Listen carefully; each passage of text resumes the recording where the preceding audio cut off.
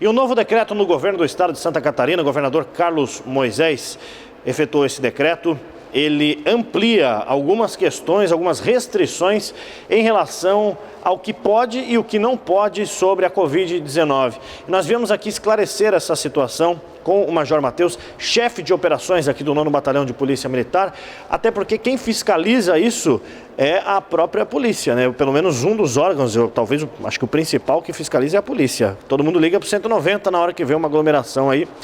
O Major Matheus, o que muda a partir desse decreto publicado na própria segunda-feira, que entrou em vigor imediatamente, em relação ao que estava sendo feito antes aqui no nosso estado e, claro, consequentemente aqui na área do 9º Batalhão? Pois bem, Zanini, esse decreto ele amplia algumas restrições, como por exemplo a questão dos transportes urbanos, né? O decreto, ele coloca muito claro a questão de 50% da capacidade de passageiros sentados. Por esse motivo, a Polícia Militar, já no período da manhã, tanto ontem como hoje, realizou um trabalho de fiscalização. Claro que como o decreto ele saiu na segunda-feira à noite, pegou muitas pessoas de surpresa na terça-feira de manhã. Por isso foi feito um trabalho de fiscalização, de orientação, hoje também continua esse trabalho. Outras restrições que nós tivemos, por exemplo, nós temos ali o funcionamento de bares e restaurantes, até a meia-noite. Por exemplo, também nós temos ali a restrição em relação aos postos de conveniência, né? Então eles podem vender bebidas alcoólicas, ter as pessoas ali, mas sempre lembrando, não aglomerado, independente de horário não pode se aglomerar, até a meia-noite também. E lembrando que sempre o município ele pode criar alguns regramentos locais, certo? Até mesmo de repente reduzir esses horários. Então a questão dos restaurantes, nós temos ali o exemplo, também fecha à meia-noite, podendo o último cliente entrar às 23 horas e ele permanecer nesse local até a meia-noite, quando efetivamente vai fechar o local. Mas aqui em Criciúma, até o prefeito Clédio Salvaro, ele concedeu uma entrevista coletiva ontem, no final da tarde, não vai ter mais restrições, né? Ou vocês receberam alguma orientação diferente? Certo, não. A Polícia Militar ele segue sempre os regramentos estaduais. Obviamente, havendo regras municipais, nós temos um gabinete municipal que trata sobre essa questão, o gabinete integrado, Polícia Civil, Polícia Militar, a própria Defesa Civil, mas nesse momento o que nós estamos seguindo é o decreto estadual. E lembrando assim, nós temos uma situação bastante diferenciada em relação ao início da pandemia.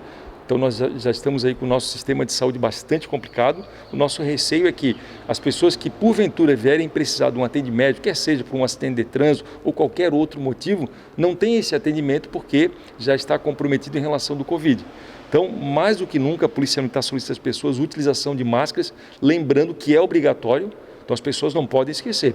Em espaços públicos é obrigatória ainda a utilização de máscara, é muito importante observar essa questão. Festas, muito embora sejam particulares, onde há aglomeração de pessoas, nós temos ali a caracterização de crime, está previsto lá no artigo 268 do Código Penal, é lavrado o termo circunstanciado, apresentado posteriormente à autoridade judicial, que cabe até detenção até 1 ano e até mesmo multa. Então, mais uma vez, a gente solicita o apoio de toda a população para que a gente possa atuar também orientando, mas não vai ser admitido aquelas questões, né, aqueles abusos que são feitos, principalmente em algumas festas particulares, onde há uma quantidade generalizada de pessoas, certamente isso aí será coibido pela Polícia Militar. Orla Marítima, essa fiscalização, ela continua a mesma? Porque tem que ter um distanciamento também. Certamente, na Orla Marítima também, como eu falei, a regra geral é não haver aglomeração.